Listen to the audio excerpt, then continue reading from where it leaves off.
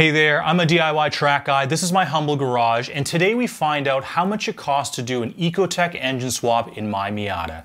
Not gonna lie, I kinda don't wanna know.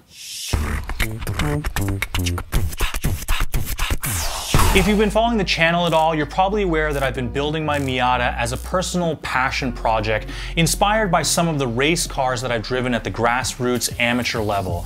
And the Ecotec engine swap is a big part of my vision for the car, but as everything's expensive these days, I've had to balance my passion for the build with a limited budget. So with that in mind, let's jump right into the price of doing the swap, breaking it down to its major component areas. For reference, we'll be using the US dollar as the standard currency, even though I live in Canada, but I'll have some other currencies listed over here.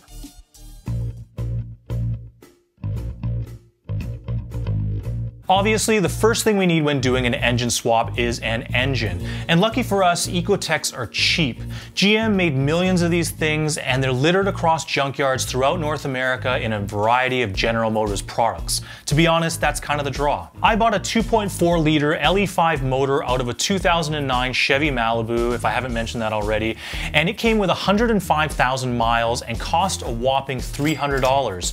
For this generation of Ecotec motor, there are a few variants, but I chose this one because it's recommended by Ecotec Miata for its ease of installation. I also spent about $590 replacing a multitude of maintenance items while the motor was fully accessible on my engine stand. That included all the timing chain components, water pump, ignition components, oil seals, among other stuff. If you're thinking about doing this swap, you could easily spend a lot more money freshening the motor even further, or if yours is in great condition, don't even bother and just send it.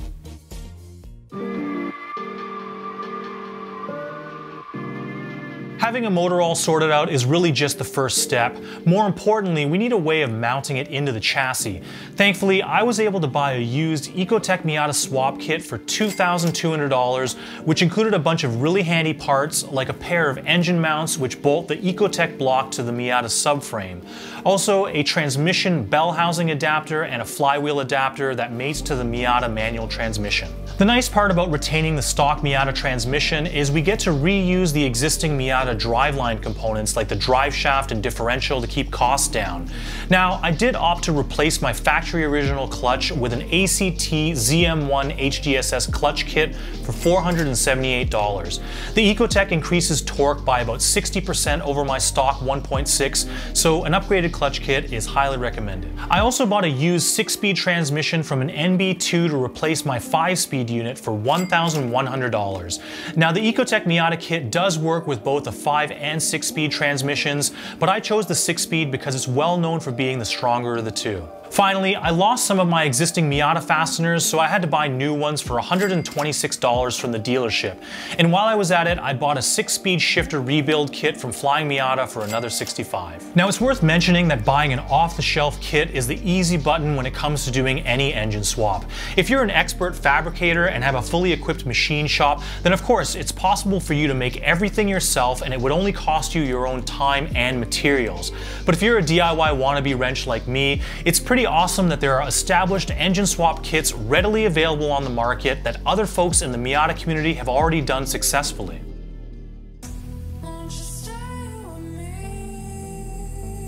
If you're keeping score, the expenses have been mounting and we're up to this. And at this point, you're probably thinking with the engine and transmission mounted up in the car, that should pretty much be it, right? Unfortunately, there's a small matter of a few rather insignificant other details. For the power steering system, because I'm weak and my wife might drive the car, I used a Buick Regal pump and an Ecotec alternator bracket that were given to me for free. But I did spend $150 on SAE rated fuel lines, couplers, and an Ecotec Miata steel braided high pressure hose. For the cooling system, I spent about $300 on Ecotec Miata radiator and heater hoses to hook up the motor to my existing aluminum rad and heater core. Next, I replaced the 33-year-old Miata power and ground wires with 2-gauge cable, routing it away from the hot exhaust downpipe location, and that cost me $140 for the cable, lugs, and battery terminals. I also had to extend the Miata engine bay fuse box wiring, so I spent another $20 on new wires. For the fuel system, I purchased all new 3/16" PTFE steel braided lines and AN fittings, again getting that stuff away from the hot exhaust.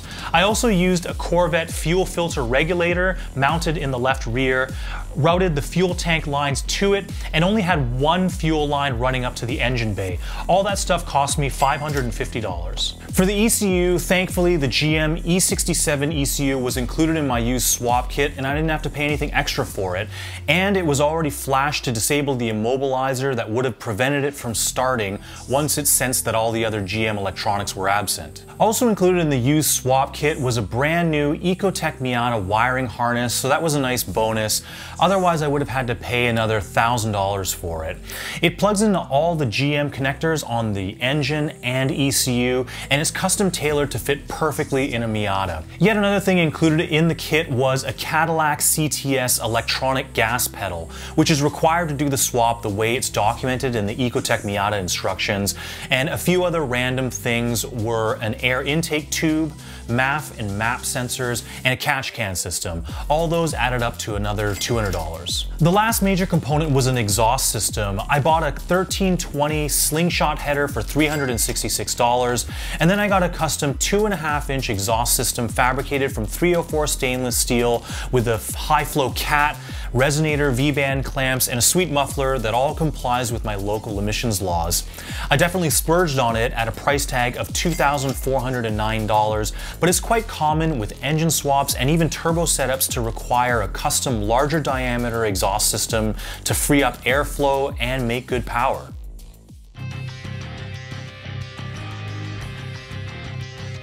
For me, doing a build like this required some shop stuff that I didn't already have. I didn't include these expenses in the cost breakdown, but I figured they're worth mentioning.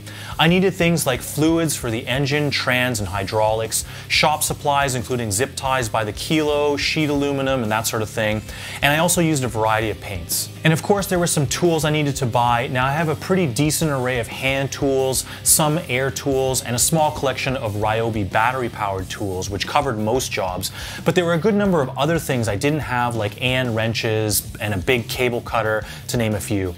Again, I'm not adding this stuff into the cost, but definitely consider the state of your shop before starting a swap like this.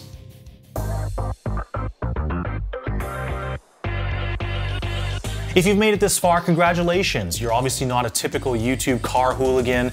If you haven't already, please subscribe, like, hit the bell, comment, and share the channel with your friends. It really does help a lot.